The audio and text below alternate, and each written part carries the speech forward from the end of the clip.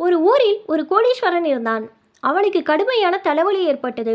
பல ஊர்களிலிருந்து மிகப்பெரிய வைத்தியர்கள் வந்து பார்த்தும் வண்டி வண்டியாக மருந்துகள் சாப்பிட்டும் அந்த தலைவலி குணமாகவில்லை. ஒரு நாள் அந்த ஊருக்கு ஒரு சன்னியாசி வந்தார். அவர் பணக்காரனை வந்து பார்த்தார். பார்த்துவிட்டு அவருக்கு ஏற்பட்ட தலைவலிக்கு கண்ணில் இருக்கும் ஒரு நோயே காரணம் என்று கூறினார். அந்த கண்ணை குணப்படுத்த ஒரே ஒரு வழிதான்.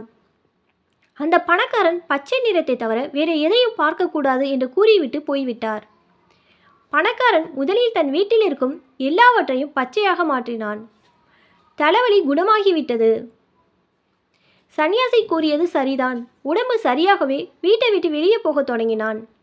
வெளியே போனால் இயற்கை எல்லா வனங்களும் அள்ளி தெளிந்திருந்தது. ஆனால் அவற்றை தான் அவன் பார்க்கக்கூடாதே. நிறைய பச்சை பெயிண்டையும் பிரஷையும் கொடுத்து சில ஆட்களை நியமித்தான். அவன் போகும் வழியில் இருக்கும் ஆடு மாடு மனிதர் குடிசை வண்டி மேஜை நாற்காலி எல்லாவற்றுக்கும் பச்சை நிறத்தை அடிப்பது அவர்களுடைய வேலை. அவர்களும் முதலாளி சண்டமுடியே செய்து வந்தார்கள். சில மாதம் கழித்து மீண்டும் சன்னியாசி அதே ஊருக்கு வந்தார்.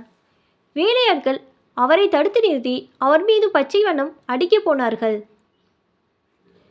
சன்னியாசிக்கு ஆச்சரியமாகிவிட்டது. காரணம் கேட்டார். அவர்கள் தங்கள் முதலாளியின் கட்டளை இது என்று கூறினார்கள். சன்னியாசி அதற்கு, என்னை உங்கள் முதலாளியிடம் அழைத்து போங்கள் என்றார். பணக்காரனுக்கு தன் நோயை குணப்படுத்திய சன்னியாசி மீண்டும் வந்ததைக் கண்டு ஒரே மகிழ்ச்சி. வணங்கி அவரை உபசரித்தான். இந்த ஊரில் எல்லாவற்றுக்கும் ஏன் பச்சை பெயிண்ட் அடிக்கிறீங்க என்று சன்னியாசி கேட்டார். ஐயா, நீங்கள் சொன்னபடி தான் நான் செய்கிறேன் என்றான் அவன் மிக பணிவோடு. நான் என்ன சொன்னேன் என்றார் சன்னியாசி. பச்சை நிறத்தை தவிர வேறு எதையும் நான் பார்க்கக்கூடாது என்று சொன்னீங்களே ஐயா என்றான். மகனே, நீ லட்ச லட்சமாக பணத்தை செலவழித்திருக்க வேண்டாம். ஒரு 100 ரூபாய் கொடுத்து பச்சை கண்ணாடி வாங்கியிருந்தால் உன்னை சுற்றி இருக்கும் பொருட்கள் எல்லாம் பிழைத்திருக்கும். உன் பணமும் வீணாகி இருக்காது. உன்னால் இந்த உலகம் முழுமைக்கும் பச்சை பெயிண்ட் அடிக்க முடியுமா என்று கேட்டார் சன்னியாசி. நம்மில் பலரும் இந்த கதையில் வரும் பணக்காரை போலதான் இருக்கிறோம்.